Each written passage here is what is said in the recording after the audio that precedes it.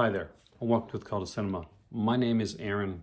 Like, share, subscribe to all that goodness, but above all, enjoy. What I want to talk to you today is about the slasher genre. We all love our Friday the 13th, our Child's Plays, our Nightmare on Elm Streets, our Halloweens. But sequel after sequel can sometimes lessen, maybe, or sometimes water down some of our favorite franchises. So what I decided to do today was give you 10 slasher films that won't have that problem because they're all one-offs. With that being said, let us start the list. In 10th place, we have Hide and Go Shriek. I actually really do dig this film. This one came out from Code Red, and basically it's about this group of like teenagers that are at this in this like furniture store overnight, and there's a killer, and they're killing them off. And with that being said, I put it in there over Intruder, which would have been my my other choice. So it's not 11, it's still 10. I'm just putting that out there. I'm not sneaking one in. In ninth place, we have Alone in the Dark. This is a really good film. Some people don't consider this a slasher because it does run in the thriller aspects of it, but there is definitely enough of the motif there to make it so. What a great cast we have here. We got Jack Palance, Donald Pleasance, Martin Landau, Dwight Schultz. Just an incredible cast, and it's done by Jack Sholder, who would, of course, do an actual really good sequel, Nightmare on Elm Street Part 2. So, definitely a strong recommendation there. In 8th place, we have Final Exam. And what I love about Final Exam is I didn't initially love it. It's one of those that kind of was meh for me back in the day. And it's grown, and it's definitely grown in how much I like this over the years. See, Final Exam is fantastic in that it is just one of those, in that little subgenre of slashers called the nihilistic slasher, where things are not going to go at the end with the fantastic or final girl type thing. It's going to be very different. It's going to be a bit darker, but no less fun and no less interesting. We got a decent caster as well, which definitely helps put this above the myriad of stuff that was coming out of that time period. In 7th place is one that I absolutely adore because of its evilness, as Dan Harrison would say, and that is New Year's Evil. If you have not seen this movie, you definitely owe it to yourself to check this one out. Now, I do watch this one every New Year's, but it also makes for a great slasher alternative in the Halloween season.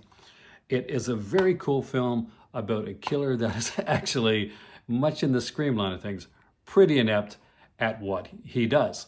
We have a killer that has decided to kill people on every time zone when it hits New Year's. Try not to think about it too much or it won't make a lot of sense. But that's his idea. That's what he's going with. And it stars Ross Kelly here, who was a small part of Happy Days history, playing Pinky Tuscadero.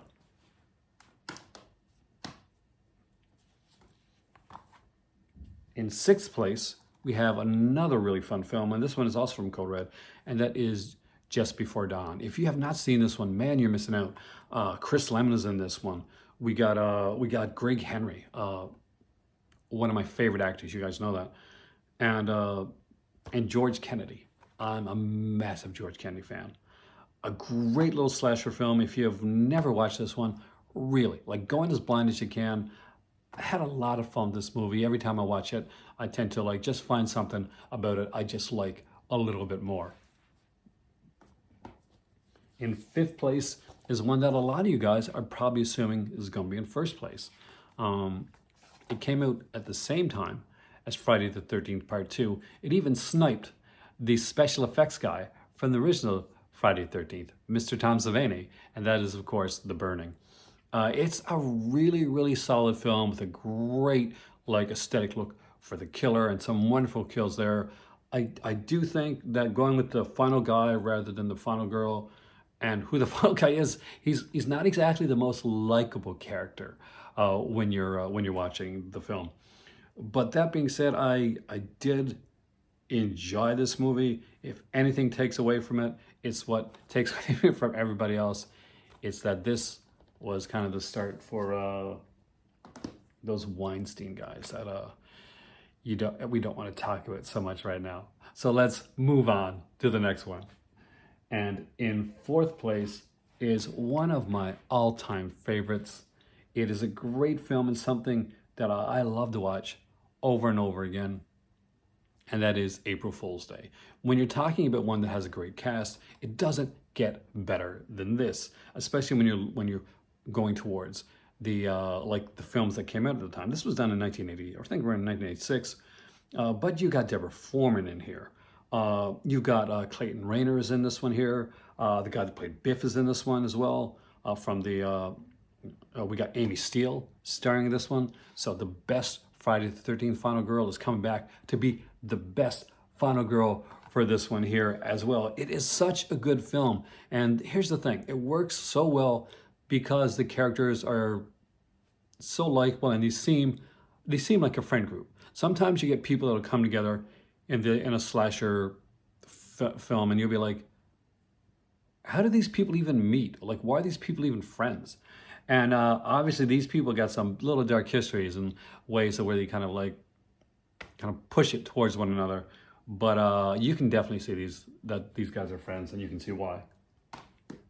Even the one that's a bit more on the red herring suspicious side. In third place is one that does that fine line thing that a few slashers do, and it hits that slasher giallo kind of like thin line right between it. And it's a Canucksploitation film too, with, again, so many good casts in these movies when you look back at these.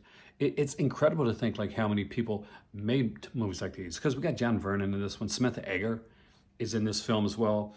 And there's someone that you'll know if you're a Black Christmas, the 1974 original fan, and that is Curtains. Curtains is, again, another wonderful film. It is about a girl that is played by Samantha Eggar. She's an actress, and she wants to get this lead part in a film, so she pretends to have a psychotic breakdown, which gets her put into an asylum. And after that, it's not quite sure if she's actually had a breakdown or if her boyfriend has actually just end up screwing her over. But at this particular weekend, she's out of the asylum now, but her ex-boyfriend, he's recasting that film. So there's a bunch of actresses at the mansion, and needless to say, things do not go well. In second place is one that actually stars as a role for one of everybody's favorite actors, and that is a Mr. Tom Hanks. Because he knows you're alone. Have you never seen this film? Trust me, you need to see this. It's about a guy that kills brides. We know who the killer is. It's not a mystery. There's no like actual mystery aspect to it. What makes this one stand out is the cast of characters. Now, a lot of these people, Tom Hanks included, had, this would have been their first jobs, early jobs in their career. But here's the thing, absolutely everybody, except for the guys that aren't supposed to be, are extremely likable, and you really don't want to see a lot of these people getting killed off. You get kind of drawn into the world of the characters, and he knows you're alone. And you kind of root for this guy. There's one guy that you're rooting for particularly because he's like, there's kind of a love triangle. I don't want to say too much because, obviously you can't give away the killer, but I don't want to give away anything else. I just think it is that good. And normally this is where you'd see me put something like a Black Christmas, but because there's been so many remakes and stuff, I did want to do that. I wanted to put something that that was different. And that, my friends, is Hell Night with Linda Blair. Again, can I emphasize enough the fact that a lot of these films have great casts in them, and that they were well cast for with people that would go on to do lots of stuff. Vincent Van Patten is in here. We got Peter Barton. I'm sure a lot of you soap opera fans know who that is.